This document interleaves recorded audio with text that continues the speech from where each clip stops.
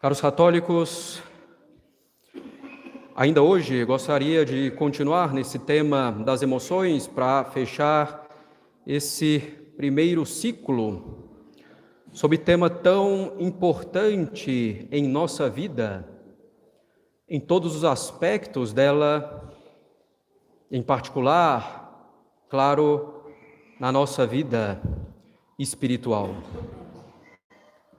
Como dissemos, nós temos um sistema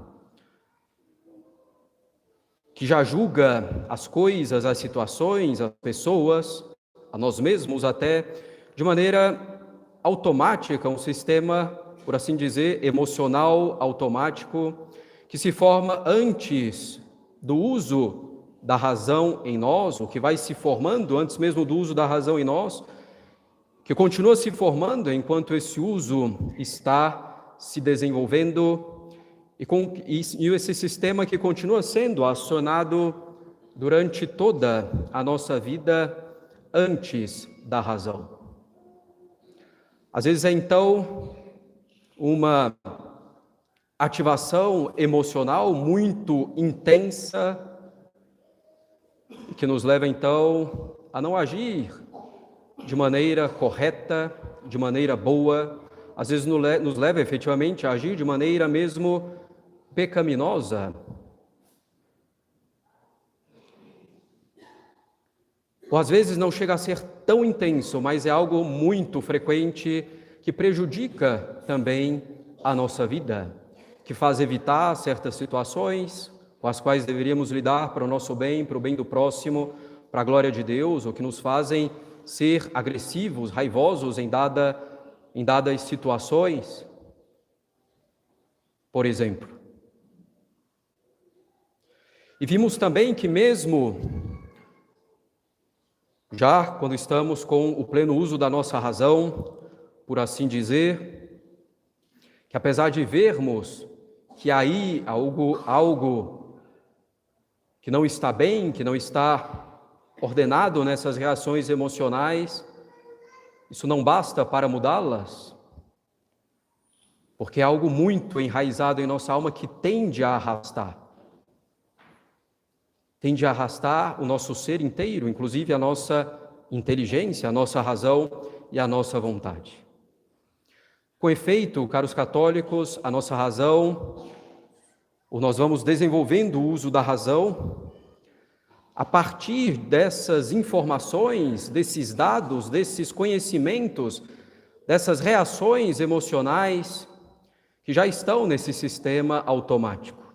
A razão parte daí, para conhecer, para julgar, para raciocinar, parte a partir disso que já está em nós, em razão da nossa história de vida, na infância e na adolescência.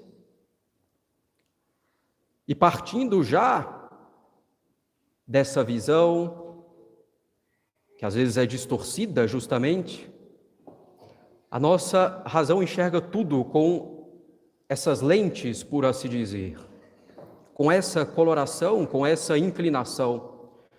E a nossa razão, nas mais diversas situações da vida, vai então buscar nessas situações aquilo que confirma o que já pensamos, o que já sentimos, aquilo que é essa inclinação na nossa alma.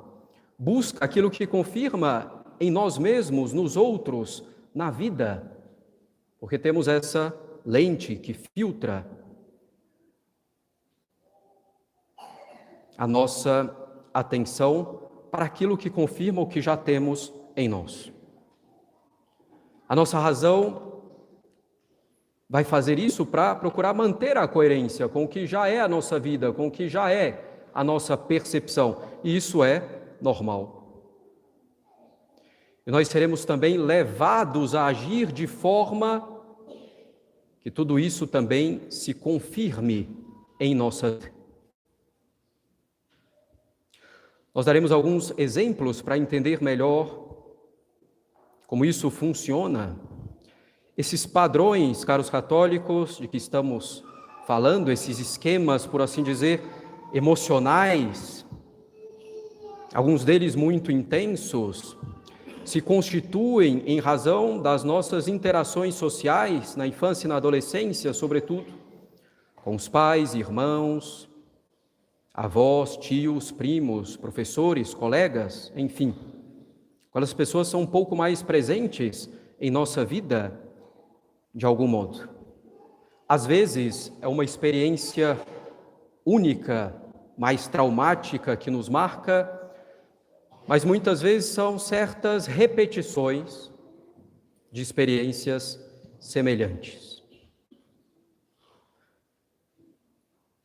Sobretudo, essas reações emocionais muito intensas ocorrem quando algumas necessidades básicas nossas não são suficientemente providas na infância e na adolescência, quando estamos nos formando. Vejamos então, caros católicos, para procurar entender um primeiro exemplo. Claro que o nosso objetivo hoje é procurar conhecermos a nós mesmos melhor. Quem somos nós hoje com toda a nossa história de vida? Por que reagimos de tal ou tal modo diante de certas situações, modos que não são bons para nós, que não nos conduzem a Deus, que não são bons para o próximo, muitas vezes, que não agradam a Deus. Esse é o objetivo. E o conhecimento de nós mesmos, que cada um conheça a si mesmo mais profundamente, não é vão e não é um mero psicologismo. Ao contrário, São Tomás de Aquino diz, ao falar da oração mental, que ela consiste, de uma parte, em considerar a nós mesmos, as nossas fraquezas, as nossas debilidades, as nossas vulnerabilidades. Reconhecer quem nós somos. E, de outra parte, claro, considerar a bondade de Deus, o seu amor infinito por nós, as suas perfeições, a sua misericórdia, para nos apoiarmos nele. O que queremos fazer então, caros católicos, é isso, conhecer melhor a nós mesmos, para melhor servirmos a Deus. Conhecer melhor a nós mesmos, para nos emendarmos com a graça de Deus, com as orações, com os sacramentos, com as ajudas uns dos outros, também com os meios naturais que temos à nossa disposição.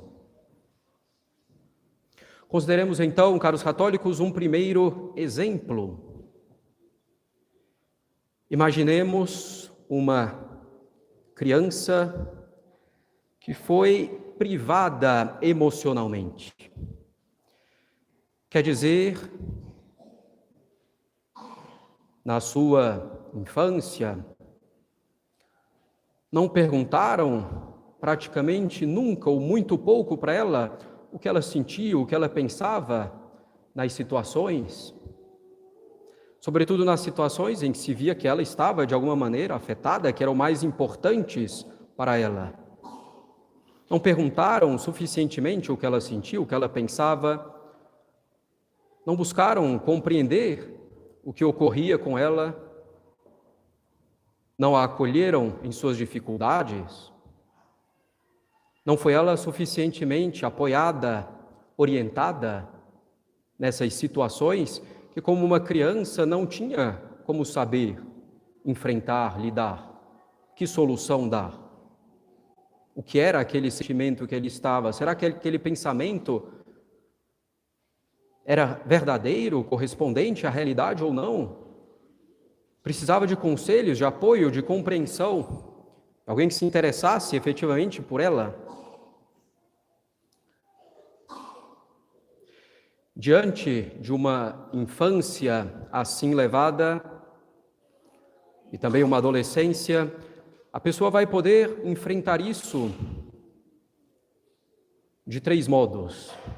Antes disso, diante desse fato, dessa privação emocional, ela tenderá a pensar que suas emoções não importam, que o que ela sente não importa, que ela tem que se virar sozinha, que ela deve guardar tudo para ela mesma, porque não importa. ela mesma não tem importância no final das contas. E diante desse pensamento de que ela não importa porque ninguém realmente se interessou nela com amor, diante desse pensamento que suas emoções, seus pensamentos não têm importância, de que tem que se virar sozinha, guardar para si tudo, ela pode enfrentar basicamente de 3 modos. Capitulando, quer dizer, aceitando isso. De fato, eu não tenho importância, isso não interessa e tenho que realmente lidar sozinho.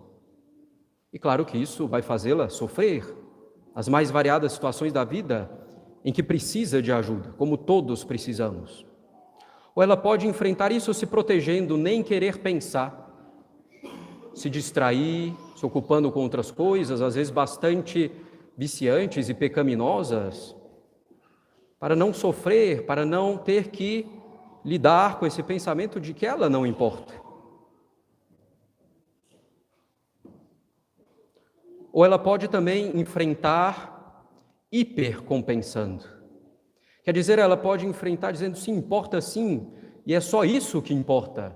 Não importa o que os outros sentem, pensam. Aí teremos então uma pessoa que não dará, por exemplo, espaço para os outros, preocupada apenas consigo e não com os outros. E esses 3 modos de enfrentar, capitular, se proteger, tentar não pensar, hipercompensar, uma mesma pessoa pode aplicá-lo e isso às vezes pode variar em um mesmo minuto, dependendo da situação, de como a pessoa interpreta, se um modo de enfrentar funcionou ou não. Pode variar conforme as situações, as pessoas que estão diante dela. Mas vejamos, por exemplo, as consequências para uma criança e um adolescente que ao longo da sua vida enfrentou essa privação emocional, esse pensamento de que ninguém se importa, de que tem que se virar sozinho, tem que guardar tudo para si. Vejamos uma criança que enfrentou isso, sobretudo capitulando, aceitando.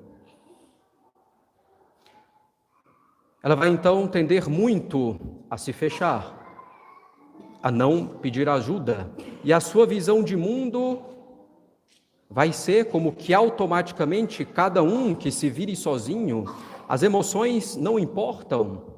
Se alguém está sofrendo e está triste, é preciso que ele saiba lidar sozinho. Como ninguém fez isso comigo, não cabe a mim também ajudá-lo, apoiá-lo, compreender. Vai se formando essa visão de mundo desde a mais tenra idade.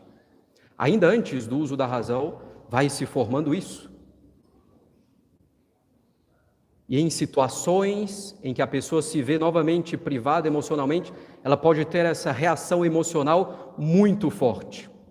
Seria o caso, se lembram, daquele marido que se incomoda tanto com o suco de uva comprado pela esposa e de que não gosta, porque ele se vê privado ali numa situação tão pequena, que não mereceria uma reação tão intensa, mas que lembra como, na sua infância e adolescência, não se importaram praticamente com ele, com o que pensava, com seus gostos, por exemplo. E tudo isso vai trazer, então, para a vida consequências para si. Essa pessoa vai dizer o que eu penso, não importa muito, eu não importo muito. As pessoas não devem se importar comigo. Tenho mesmo que me virar sozinho, estou só. Diante dos meus problemas, diante das minhas dificuldades, diante dos meus sofrimentos. Vai trazer consequências na relação com o outro. Não vou me preocupar tanto com o que o outro sente, pensa. Ele também tem que se virar sozinho. Ele tem que lidar com dificuldades em silêncio, ser forte. Isso vai me manter distante das pessoas. E se eu permaneço distante, frio diante das pessoas, elas tenderão a fazer o mesmo em reação a isso. E esse meu comportamento de distância, levando os outros a também se manterem distantes, vai confirmar, eu realmente não me importo, porque eu realmente não importo, eu não tenho importância, porque os outros de fato se mantêm distantes de mim, e eu confirmo então esse pensamento, e assim vai o ciclo ao longo de toda a vida, se agravando, na verdade. Traz também consequências graves para a relação com Deus.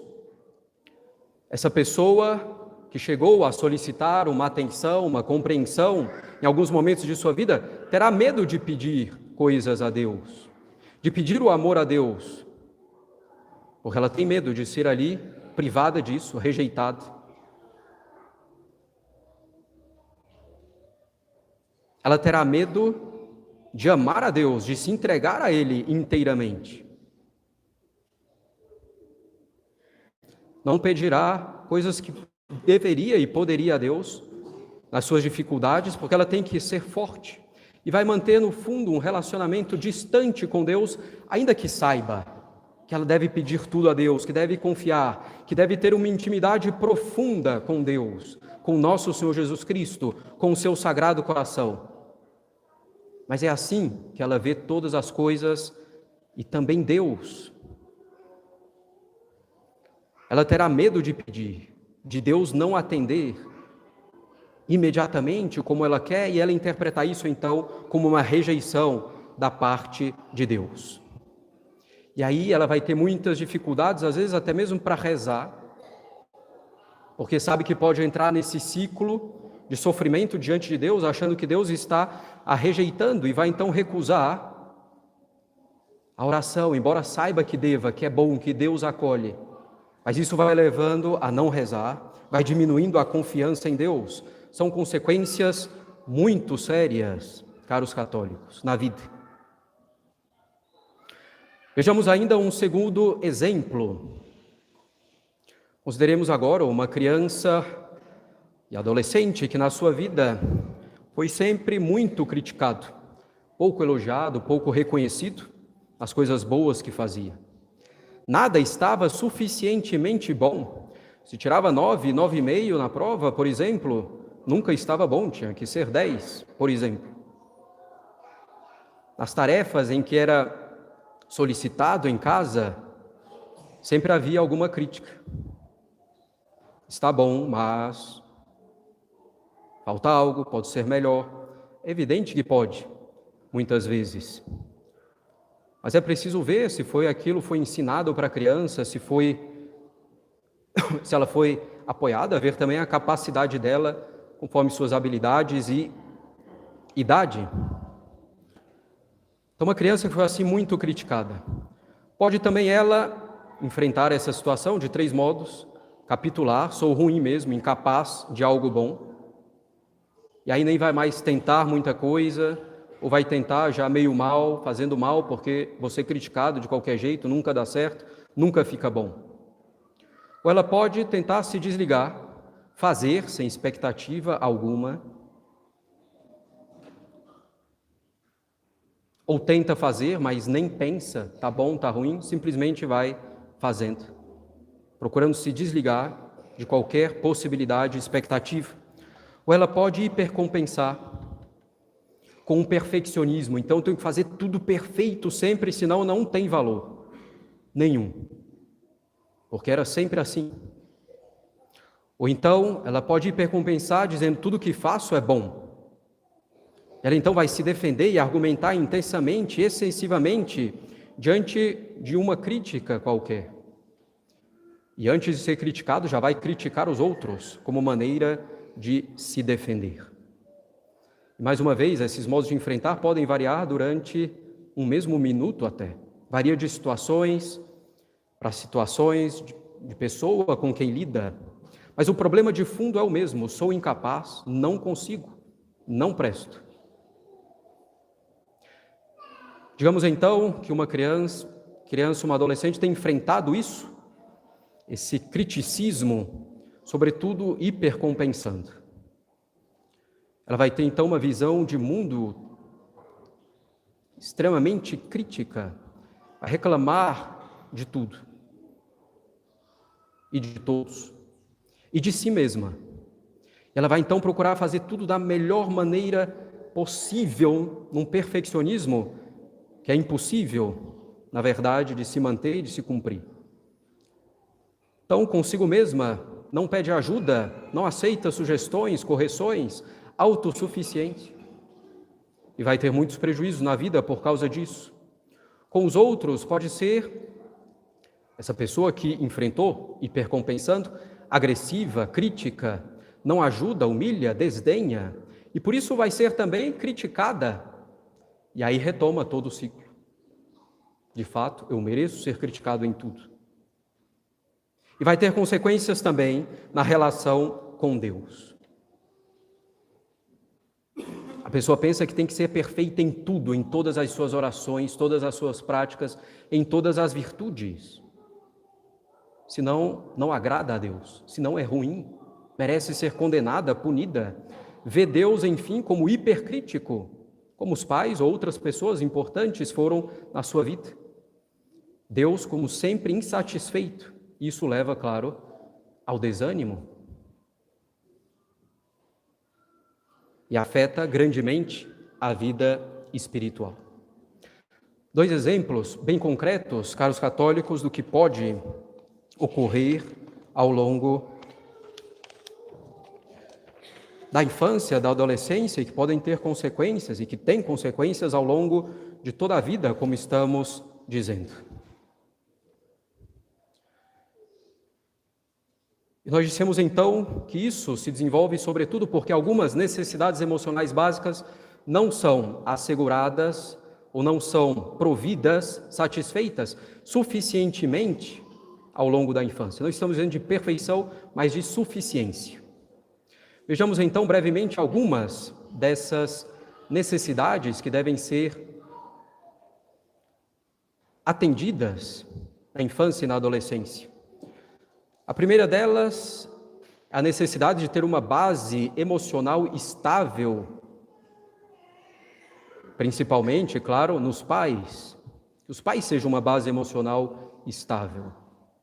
E assim a criança vai ter, como dissemos no último domingo, um apego seguro, ela vai ter segurança, ela vai buscar e vai manter relações estáveis, saudáveis com as outras pessoas, essa vai ser a inclinação dela.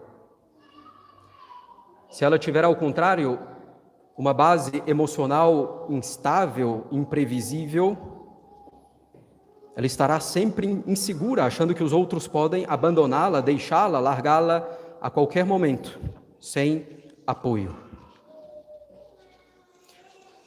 Então é preciso procurar ser uma base emocional estável e previsível de apego para os filhos, mas nem estamos aqui entrando tanto na questão de educação dos filhos, estamos mais considerando nós mesmos. Será que tivemos essa base emocional estável, previsível, um apego seguro e mantendo relações estáveis com os outros? A família que leva a isso é uma família que tem um ambiente caloroso, que genuinamente se interessa pela criança, que a faz sentir amada e segura, por meio do afeto, do cuidado, da estabilidade, da segurança, da paciência. Os pais expressam afeto, noção de vínculo.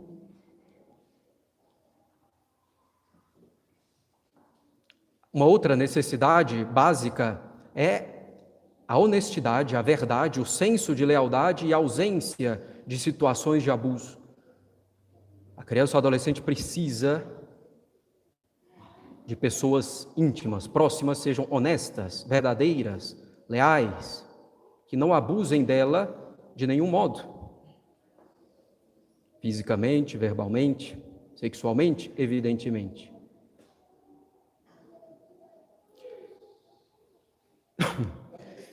E se ela receber isso, essa honestidade, essa verdade, essa lealdade, e nenhum tipo de abuso, ela então vai tender a acreditar nas intenções e propósitos dos outros, vai ter uma confiança básica nos outros.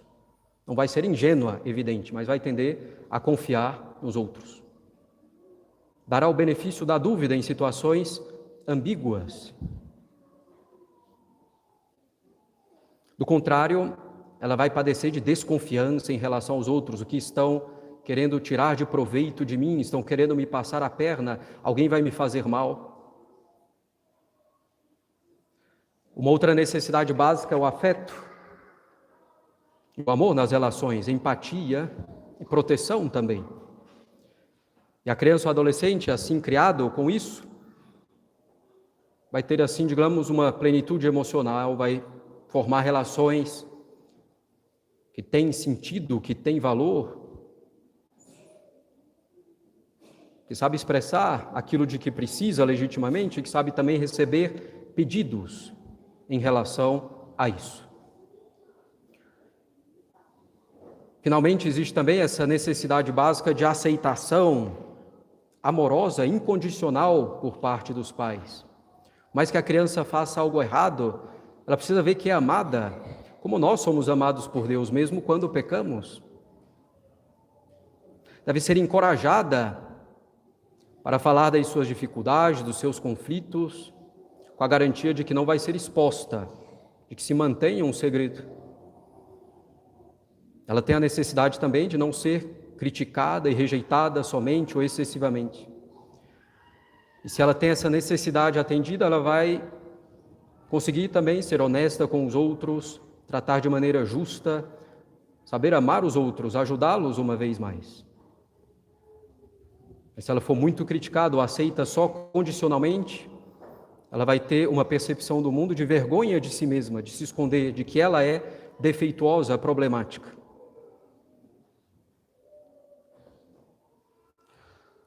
Ou ainda, há também a necessidade de aceitação, inclusão no grupo, na própria família, entre os amigos, na escola, ou entre primos, por exemplo.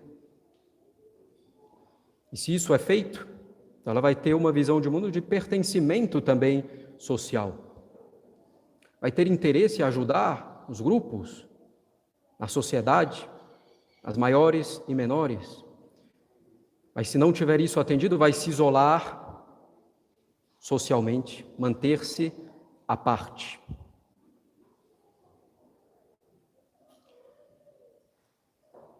Então, uma família fria, rejeitadora, isoladora, imprevisível, ou abusadora física, verbalmente, sexualmente,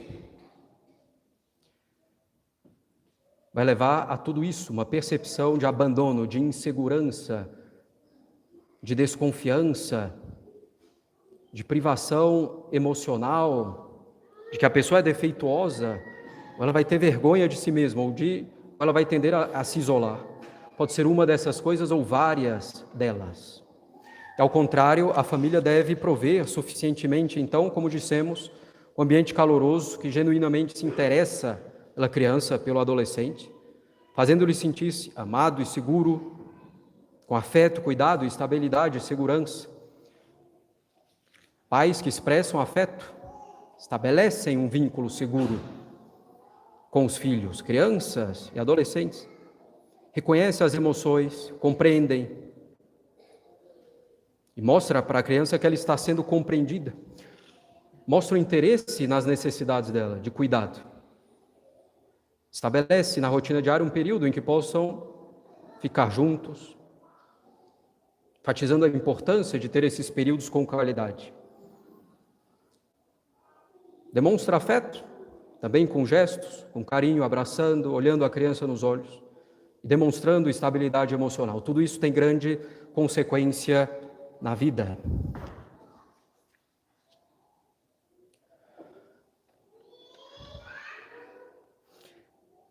Essas, caros católicos, são apenas algumas das necessidades básicas emocionais que devem ser atendidas. E essas aqui estão na primeira fase da vida.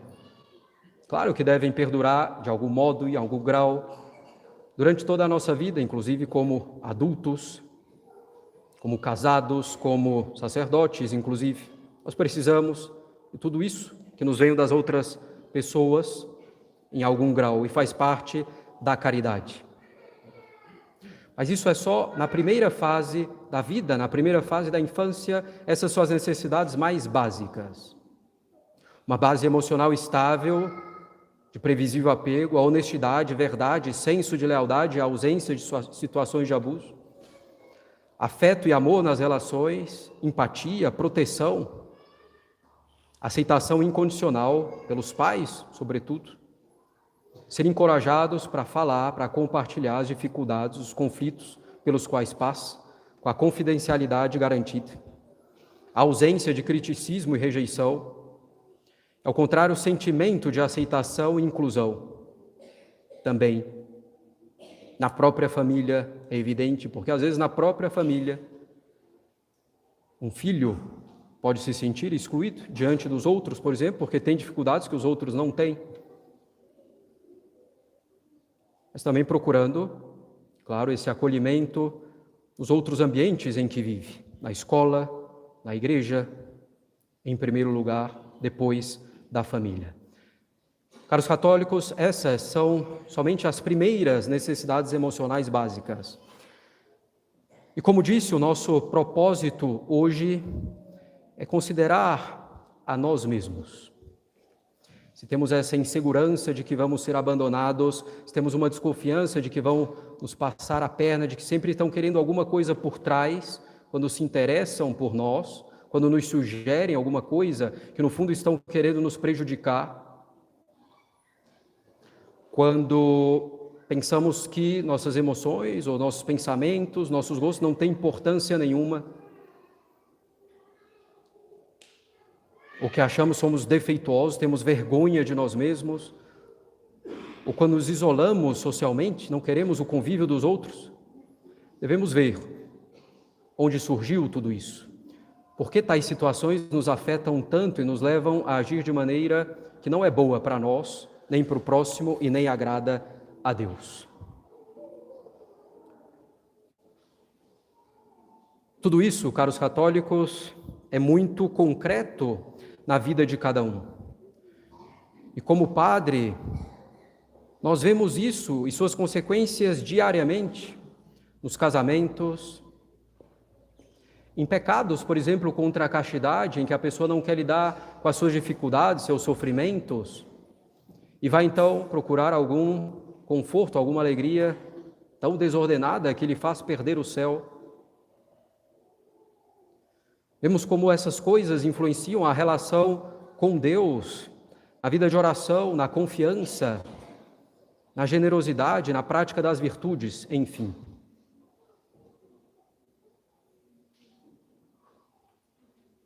Devemos então procurar entender já esses primeiros pontos em nós mesmos. E muitas vezes não temos apenas uma, ou uma dificuldade em apenas um desses campos, mas às vezes em muitos, em vários.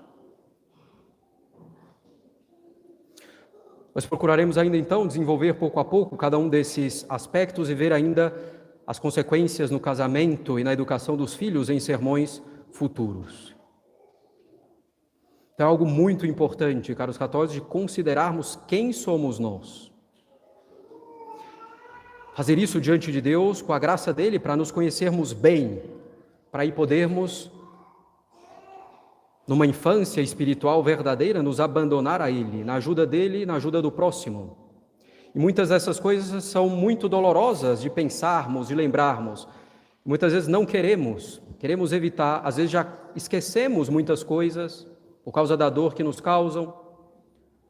Às vezes queremos proteger também aqueles que não atenderam suficientemente a essa necessidade. Os pais, outros, ainda que tenham buscado com toda boa intenção, com toda generosidade, e devemos também reconhecer a boa intenção e a boa generosidade, é evidente, e sermos gratos.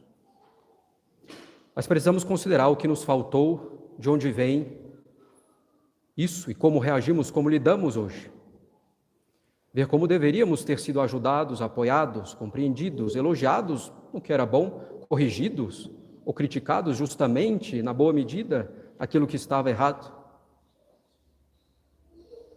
E limitados também, amorosamente, limites saudáveis. O que nos faltou, o que deveria ter sido feito. E se entendermos isso, vamos conseguir melhorar muito mais com a graça de Deus, com a ajuda do próximo. Então, reflitamos um pouco sobre tudo isso, nós com nós mesmos, que visão de mundo temos a partir dessas coisas, que visão temos de nós mesmos, dos outros, de Deus. Isso tem uma influência total nas virtudes, na caridade fraterna e na relação com Deus. Se procurarmos compreender isso, poderemos aí sim caminhar, voar tranquilamente e mais velozmente na direção da santidade. O que não vai nos tirar as cruzes e os sofrimentos é evidente, mas nos fará justamente lidar melhor com eles, com mais virtude, ajudados pela graça. Em nome do Pai, do Filho e do Espírito Santo. Amém.